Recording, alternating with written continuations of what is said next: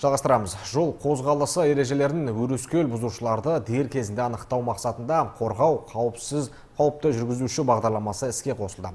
Осы арқылы Түркістан қаласындағы 69 және республикалық маңызы бар жолдарға орнатылған 18 зияткерлік жүйелерден ақпарат келіп түседі. Бұл жаңа бағдарлама осындағы полиция қызметкерлерінің қызметтік планшеттеріне енгізілген.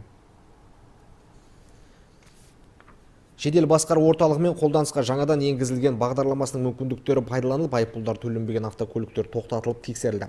Осы ретте Түркістан облысының полицейлері бірталай құқық бұзушылықтарды анықтап, тиісті жауапкершілігін қарады. Мәселен, 2022 жылы жол жүру ережесін бұзған 1913 автокөлікті айыптұраққа қойған. Оның ішінде жалған мемлекеттік белгі қолданудың 22 жайты, құжатсыз көлік тізгіндеудің 215 дерегі анықталған. Мәселен, планшетке Hyundai Tucson маркалы көлікке төленбей жүрген айыппұлдары бар жөнінде белгі түскен. Дабыл түсімен полицейлер аталған көлікті тексеру мақсатында тоқтатып, құжаттарын қарайды. Нәтижесінде жүргізушінің жылдамдықты арттыру салдарынан 1 миллион 400 мың теңгеден астам айыппұл бойынша берешегі бар болып шықты.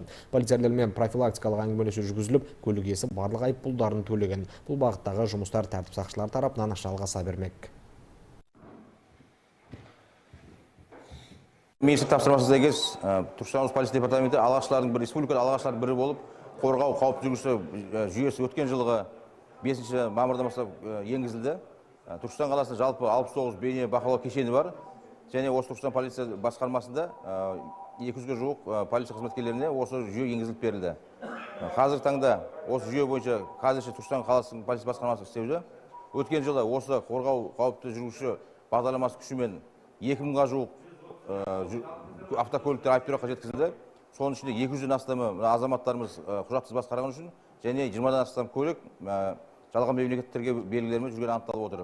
Бұл жүйе алдағы жылы бізде облыс бойынша барлық аудандық полиция органдарына енгізіледі. Себебі өткен жылдың біз қазан айында облыс бойынша барлық аудандарға сергек жүйелерін орнаттық. Осы жүйенің көмектерімен қызметкерлеріміз алдыңғыдай көліктерді заңсыз тоқтатпастан, осы көлік камераның астынан өткен көліктердің егер құжаттары дұрыс емес болса, тоқтатып соларға шара көретін болады.